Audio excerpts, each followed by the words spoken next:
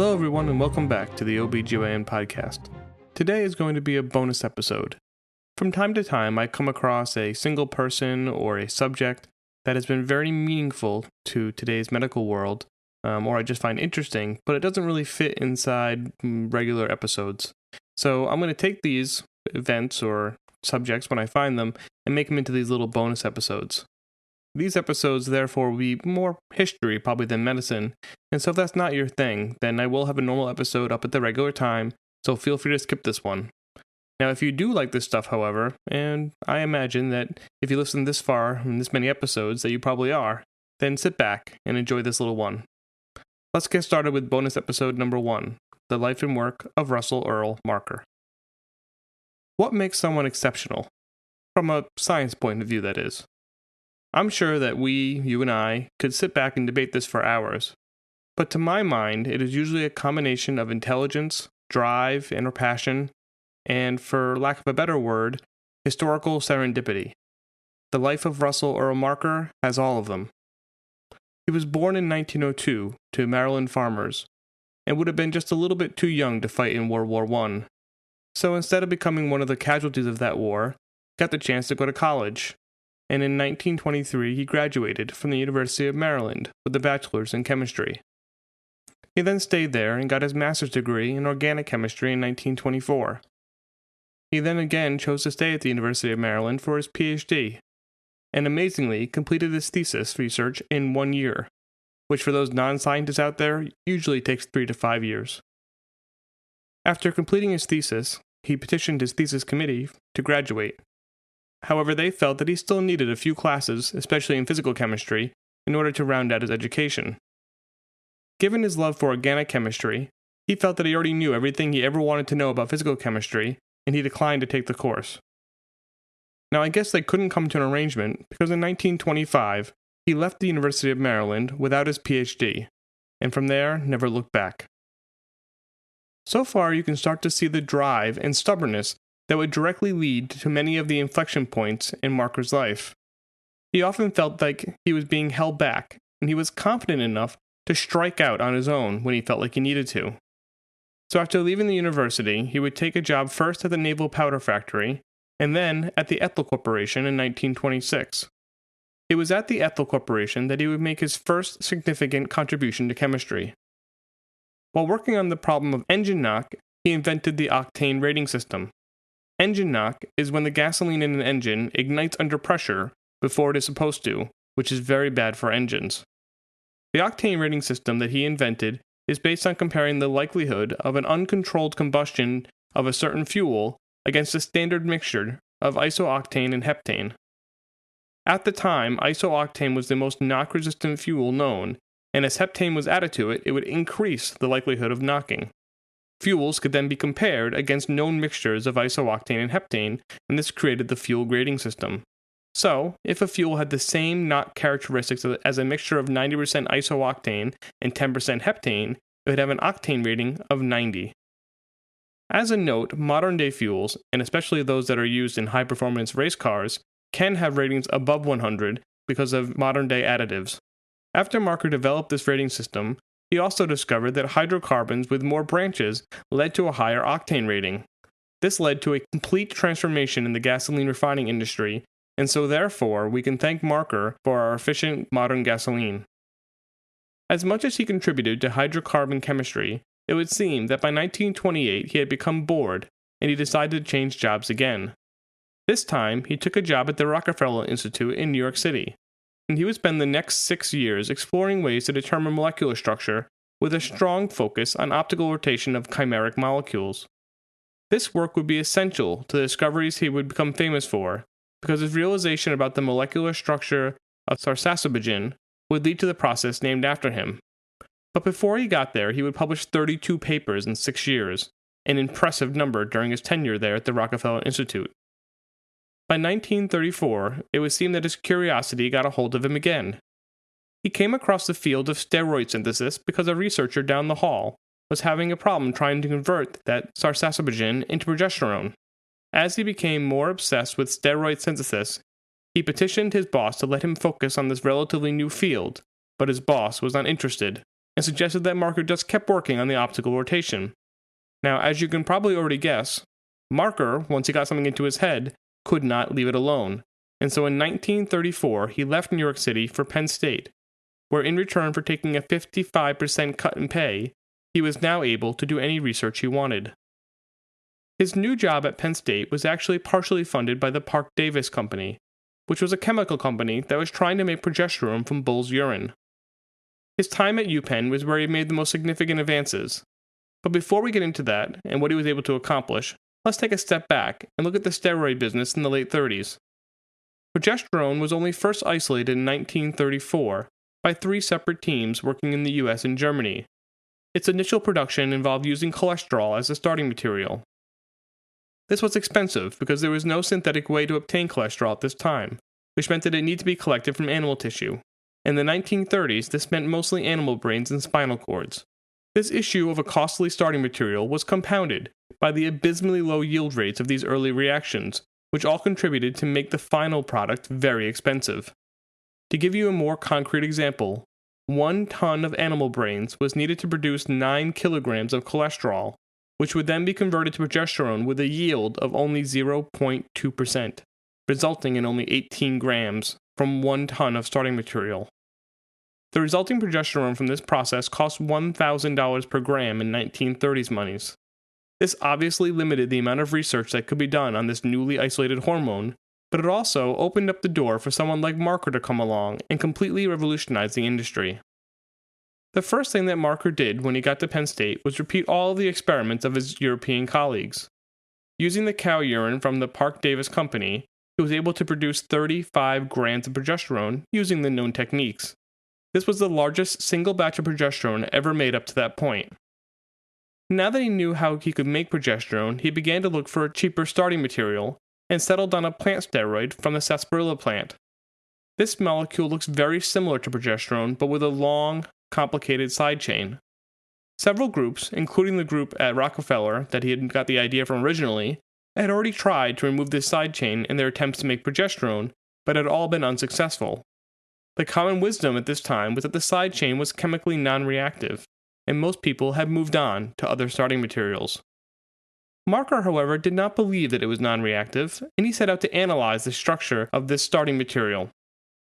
Here is where his earlier work on molecular structure would come in handy, and he was able to prove that the side chain of sarsaparilla was chemically reactive under the right circumstances, namely, an acidic solution. When treated with acetic anhydride, the oxygen on the side chain reacts to convert the pseudo-ring structure of the side chain into an open chain with an acetyl group. Not only did this prove for sure that the side chain was reactive, it would also end up being the first step in what would become the Marker degradation. This first step opened up the 5-carbon ring of the base cholesterol molecule for its own reactions, and with 4 additional reactions he was able to convert sarsaparilla into progesterone with much higher yields than had ever been seen before. Now, even though he had found a cheaper method, the cost of the starting material here was itself about $80 per gram, which, combined with the still relatively low yield rates, made him start searching for a better plant steroid to start with. Around the same time, a Japanese chemist named Tsukamoto isolated a molecule that he called diosgenin from a member of the yam family. This was an even more ideal starting material because it had a more similar structure to progesterone. Marker was able to obtain a small sample and prove that he could make progesterone from it with fewer steps. He now knew that what he really needed was a cheap, abundant source of diosgenin for his process. This is where the relentless drive of Marker would kick in. If he had just given up his search, the world of contraception would be much different. But thankfully for our story, he did not give up. He spent the better part of 2 years scouring the U.S. Southwest for a source of diosgenin. His search took him through 400 species of yam-like plants, and he isolated at least a dozen new sapogenins, as the class of plant steroids is called, but none fit all of his requirements. Now here is one of 2 points where serendipity comes into our story. While on one of his many fruitless searches, he spent time with V.L. Corey, a retired ecologist from Texas A&M University. While at his house, he picked up one of his botany books, and at least according to Marker, quite accidentally came across a picture of the large Dioscorea mexicana plant, or as it was called then, la cabeza de negro. He was enticed by it due to its large root structure, which he hoped would provide a large amount of diosgenin for his reaction. In true Marker fashion, as soon as he returned to Penn State with his haul of plants from Texas, he set off on a 3-day train ride to Mexico to find this promising plant that he had only seen in a drawing. When he got to the U.S. Embassy in Mexico City, they told him that he should probably just go home, for many reasons, but including that 1. He didn't have his typhoid shots, 2. He didn't speak Spanish, and 3. The locals didn't like Americans right now because of World War II. And then the 4th one, and probably most important of all, is that he didn't have a permit to collect plants or export them from Mexico. Now, since I hope that we've all gotten a flavor for Marker's personality, we can guess what happens next. Yeah, that's right. He doesn't follow their advice at all, but rather hires a guide and a truck and goes off in search of his prize. This time, however, he comes up empty-handed, and having spent most of his money, he can't hire another truck or guide. Again, when he gets back to the embassy, now much poorer, they implore him to give up the search and return home. But again, Marker defies them. This time, his options are limited because of his low amount of cash, and so he decides to take a bus to Orizaba, where the book from Texas said the plants definitely grew. When he got there after a 2-day bus ride, he approached the owner of a country store and somehow, because remember he doesn't actually speak Spanish, got the owner to find him 2 of these plants. Now, of course, as you can guess, the story is not going to be that easy, because you'll have to remember that he still doesn't have a permit to take these plants out of Mexico. So when he gets to the border, both of his plants are confiscated. Now, thankfully, the Mexican police were of the stereotypical type and were perfectly ready to take a bribe. But unfortunately, Marker, who didn't have much money left, only had $10 to give them, and so they only gave him 1 of the plants to take into the United States. Now this is where it gets fun though, because from that 1 plant that he brought back to Penn State, he was able to extract and convert the diosgenin into 3 kilograms of progesterone, the single largest batch of progesterone to date. This 3 kilograms of progesterone had a value of $240,000 in 1930s money, which would be about $3 million today. He gave 2 kilograms to a friend who had helped finance his trips, and kept the last kilogram for himself. He knew he had it now, and he went to the Parke Davis Company to pitch his idea for a Mexican lab to make progesterone. The director of research at Parke Davis, however, was unconvinced that doing business in Mexico was a good idea, because you'll remember that we're still in the middle of World War II here, and so he passed on the opportunity, as did every other company that Marker went to. Now here again, we get to a potential dead end, but not for Marker. He resigned from Penn State in 1944 and went to Mexico to start his own company. Now, unfortunately, from here, the story doesn't go so well for Marker. When he got to Mexico City, he did find 2 chemists who owned and operated a company called Mexican Enterprise Hormonal Laboratories. They shared his vision, but more importantly, had a lab suitable for production of progesterone. These 3 men formed a 3-way partnership with Marker, using his 1 kilogram of progesterone as a buy-in to the new company that they called Syntex. There, Marker worked with 4 Mexican women as assistants who, and this is important for the next part of the story, did not speak English. As Marker set up his story, he must have been a little paranoid, or maybe he already knew that his new partners might cheat him, because not only did he keep the process to himself, he even coded the reagents so that only he knew which one was which. His paranoia paid off, which goes to show you that you're only paranoid if you're wrong, because within 2 years, Marker found out that the new company was not distributing the massive profits equally. Marker was unable to work it out with the other 2 men, and so left to form a new company in the next town over. This move obviously left some bad blood, especially because Syntex couldn't make progesterone without Marker. Unfortunately for Marker, his new company didn't work out so well either. His company was constantly under siege, with some of his workers even being assaulted and killed, and by 1946 he was forced to sell the company because he couldn't find people to work for him anymore. Now there is no proof that it was Syntex behind the campaign of intimidation, but really who else could it have been? Syntex was not just relying on intimidation though to take out his competition, and within the year it hired a new chemist to replace Marker. After a few months, this new chemist was able to work out Marker's process and began making progesterone again. Syntex also hired a young chemist called Carl deGrasse, who, as you'll remember from the pill episode, would go on to make the first orally available progesterone in 1951. For Marker, 1946, though, was the last time he did any serious chemistry, and although he was nominally the director of production at Hormosynth, the company created after he sold out, until the 1950s, he had very little involvement in the rest of the history of hormone production, except for one small anecdote. Now, this is the second episode of historical serendipity in this story. As you'll remember, Gregory Pincus in 1950 was just starting his research into what would eventually become the first hormonal contraception, Anavid. In the beginning, though, he was afraid that he wouldn't be able to get enough progesterone to keep his research going. While in Mexico City, looking for a stable source, he called the Genevieve Hotel where Marker lived. Now, the usual bellboy at the Genevieve Hotel had strict instructions never to let any calls through to Marker. But as it happened that day, the usual bellboy was sick, and his replacement didn't know about that particular moratorium on communication. And so when Pincus called, it went through to Marker, and Pincus was able to secure his needed progesterone. Now, I am sure that Pincus would have found an alternative source if he had not been able to get Marker that day, but who knows, maybe not. And so it tickles me to think that we can hang at least part of our modern contraceptive pill on a bellboy in Mexico City being sick. After this time, Marker pretty much disappeared from the scene. So much so that there were wild theories circulated that he had died or been committed to an asylum. The truth, however, is much more mundane. He became obsessed with Mexican silversmithing and spent a good portion of his fortune commissioning craftsmen to make replicas of colonial-era silver pieces. He would reappear a few times over the years to accept awards, the most important one being an honorary Ph.D. from Maryland in 1987. He was also a professor emeritus at Penn State, starting in the 1970s until his death in 1995. Over the course of those 20 years, he donated a large sum of money to Penn State in the form of professorships. Marker unarguably, and almost single-handedly, created the hormone industry in Mexico, which became a huge center of industry, and even in the 1960s, Mexico still made more than 50% of the hormones used in the United States. Without Marker, entire fields of medicine either wouldn't exist or would have taken much longer to develop.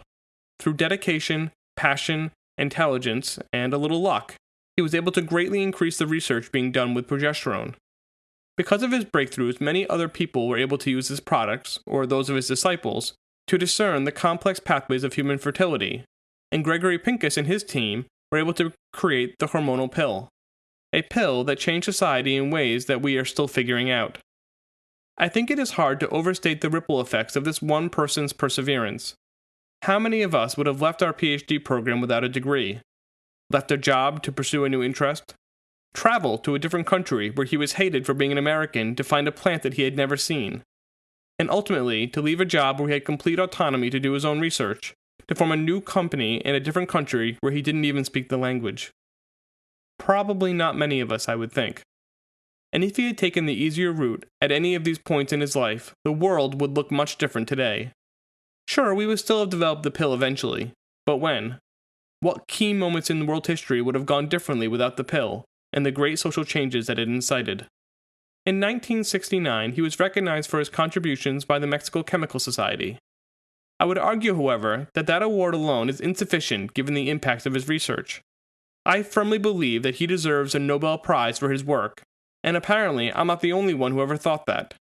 Dr. Butenandt, one of the men who had first synthesized progesterone and who incidentally had won the Nobel Prize himself for that work in 1939, nominated Marker at least twice for a Nobel, but he never received one. Most likely because of that lack of a PhD. I think that maybe it is time to rectify that. Now, I'm pretty sure that the Nobel Committee does not listen to this podcast, but hey, if they are, I vote we give a Nobel to Marker.